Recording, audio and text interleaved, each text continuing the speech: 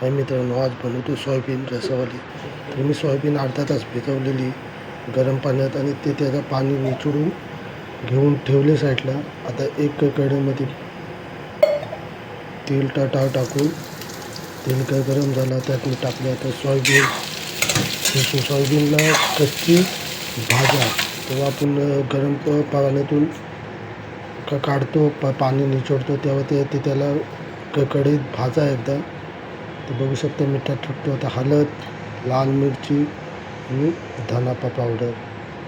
तर हे भाजताना ह्या कारणाने टाकतो की सोयाबीनला पुरा मसाला लागला पाहिजे नीट, आणि मीठ टाकतो 1 टीस्पून मीठ टाकलं. ते ह्या कारणाने टाकतो की मसाला नीट लागला पाहिजे भाजतानाच, त्या कारणाने टाकलं. तर मी आता घेतलं आहे 2 कांदा आहेत, 1.5 टमाटे घेतला आहे, तेजपत्ता आहे, मिरची आहे आणि अद्रक लसूणची पेस्ट घेतली. तर बघू शकतो मी तर सोयाबीन भाजून झालेले आहे. ते एक्स्ट्रा साईडला ठेवले कढई.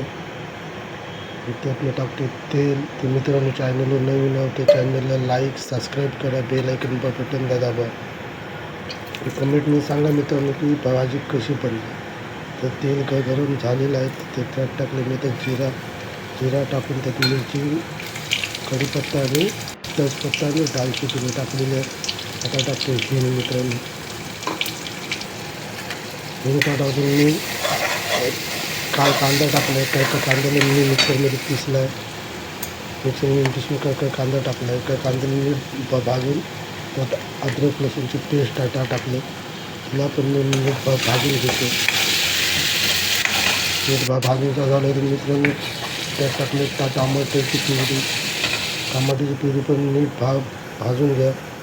ढाकणला लावून ठेवलं आहे. तर बघू शकतो मित्रांनो टमाट्याची प्युरी पण मी नीट भाजून झालेली आहे. मी त्यात टाकले आता मसाले, हळदी टाकले.